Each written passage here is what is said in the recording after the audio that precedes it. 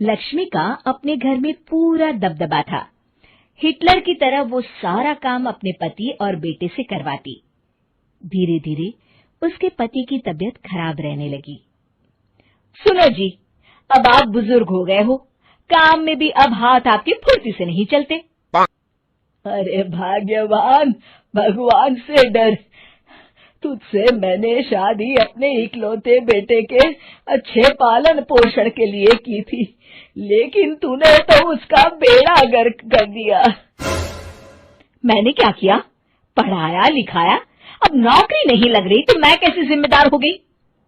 अब घर में बैठकर रोटी तोड़ रहा था तो मैंने कहा काम ही कर ले। एक तो भला करो और ऊपर से बातें सुनो। तभी सारंग वहां आ जाता है।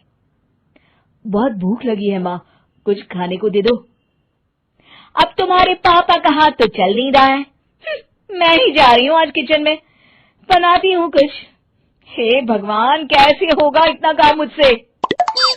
लक्ष्मी किचन में काम कर रही होती है कि तभी अचानक उसे आइडिया आता है। अरे मैं भी ना, अरे यहाँ तो फ्री की नौकरानी ला सकती हूँ मैं, फिर मैं क्यों खाना बना रही हूँ? उस दिन लक्ष्मी सारंग की पसंद का खाना बनाती है और बैठकर उसे बड़े ही प्यार से खिलाती है। खा ले बेटा, खा ले, पेट भर के खा ले।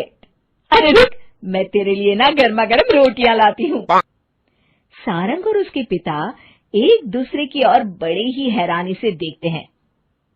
बेटा सारंग, जरूर दाल में कुछ काला है, वरना ये औरत तो हमें बासी खाना भी सुकून से ना खाने दे।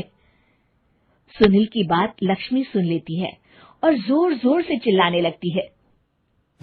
अरे हाँ, भलाई का तो जमाना ही नहीं रहा। एक तो आग में खुद को जलाकर तुम लोगों के लिए खाना बना रही हूँ और ऊपर से तुम्हें दाल काली लग रही है। अरे माँ, पिताजी का ये मतलब नहीं था, तुम बुरा मत मानो। अरे हाँ बेटा, तू कहता है तो मान लेती हूँ। लक्ष्मी सारंग के पास बड़े ही प्यार से बैठ जाती है और फिर कहती है, बेटा मैंने ना तेरी शादी करने की सोच ली है। अब तेरे पिताजी के हाथ भी नहीं चलते तो सोच रही हूँ तेरे लिए बीवी ले आऊं।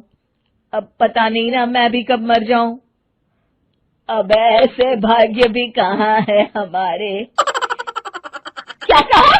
अरे हाँ, तुम तो चाहते ही हो कि मैं मर जाऊं, लेकिन मैं अपनी प्यारी बहू का चेहरा देखे बिना नहीं मरूंगी। हाँ माँ, शादी तो मैं कर लूं, लेकिन मैं नौकरी नहीं करता, फिर कोई क्यों देगा मुझे अपनी बेटी?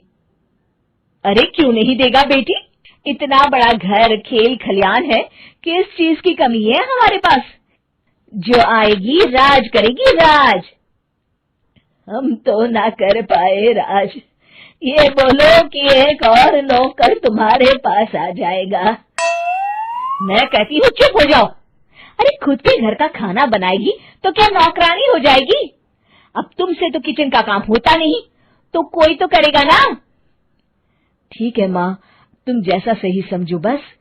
अब मेरी एक शर्त है, लड़की जो भी हो वो दिखने में कैसी भी हो या कहीं की भी हो, बस पढ़ी लिखी होनी चाहिए। अरे हाँ, ला देंगे पढ़ी लिखी बेटा, मैंने कौन सा काम करवाना है उससे। हाँ। और फिर एक दिन पास के गांव की ही रति से सारंग की शादी हो जाती है। रति दिखने में बहुत ही सुंदर थी, साथ ही साथ काफी पढ़ी लिखी थी। रति को लक्ष्मी के सौतेले होने की बात पता नहीं थी। शुरू में जब रति ने सारंग को घर का काम करते देखा तो हैरान रह गई। अरे ये तो अच्छी बात है कि आप घर का काम करते हैं, लेकिन मैं तो घर में ही हूं ना, आप क्यों कर रहे हैं जी? जाइए, आप नौकरी के लिए अप्लाई कीजिए ना। तभी लक्ष्मी वहां आ जाती है। अरे रति बहू, करने दे उसे काम। और हाँ, मेरे घर के कुछ नियम है, कायदे हैं, यहाँ बीच में ना ही बोलो तो तुम्हारे लिए अच्छा होगा। रति को लक्ष्मी की बात कुछ अजीब सी लगती है। वो समझ नहीं पाती है कि वो ऐसा व्यवहार क्यों कर रही है, लेकिन उसे लक्ष्मी के सौतेले होने के बारे में कुछ पता नहीं चलता है। फिर एक दिन तो हद ही हो जाती है।